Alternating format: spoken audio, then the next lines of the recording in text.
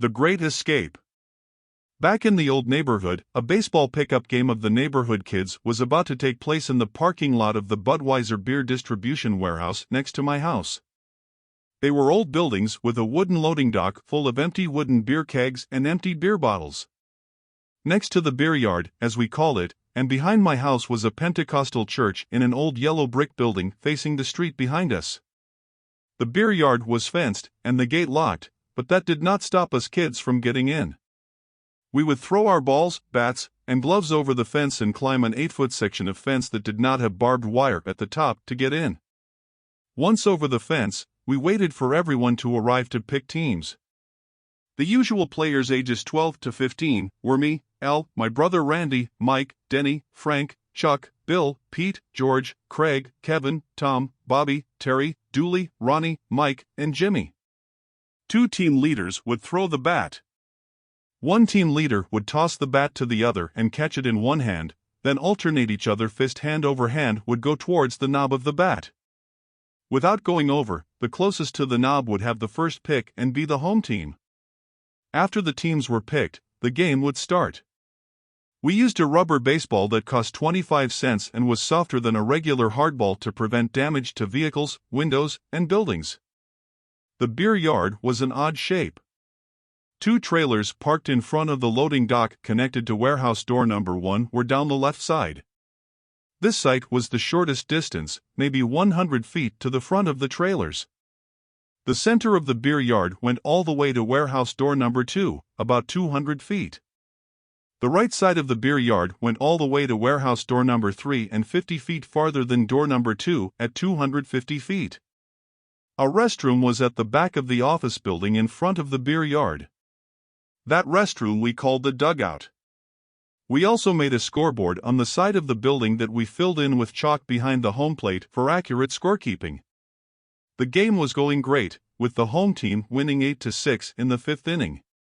Then Dooley, playing for the visiting team, came to bat. He was older and taller than all of us and was a good hitter.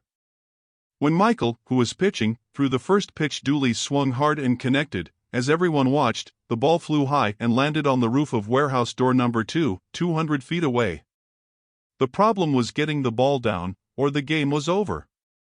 Denny and Frank volunteered to climb up and get the ball. Denny and Frank got on the loading dock and climbed up the back of the trailer using the locking mechanisms and hinges of the doors to get up on top of the loading dock roof. From there, run across the loading dock roof over to the warehouse 1-door roof and then look for the ball on door number 2's roof, locate it, and throw it down. Suddenly, unmarked police cars were pulling up to the gate with many plainclothes police officers. They yelled, "Get off the roof now!" To our surprise, they cut the lock on the gate and came running inside the beer yard, trying to catch Denny and Frank. Denny started to panic and, being athletic, ran over to the roof of warehouse door 3. There was no way to escape. There was a 6-foot separation and a 5-foot drop to the roof of the Pentecostal church. Denny had no time to think about it, jump or be caught, so he jumped, landing on the church roof while service was being held. When he landed, it shook the church with a loud crash, causing everyone to run out and see what happened. Luckily for Denny, there was a tall tree trunk that was as high as the church roof. He climbed on the tree trunk and shimmied down, making his escape. He ran along the side of the church and through my yard to the front of the street. Now all the church people were outside, and the police were busy catching Frank as he slowly climbed down. With all the commotion, all the neighbors on the street came out to see what happened, and Denny, feeling relieved, blended in as a bystander, laughing to himself about his great escape. The police gave us a warning. They told us to stay out of the beer yard as it was private property and not climb on the roof for our safety. We all nodded yes, but returned the next day to finish the game. Written by Alvin Rivera.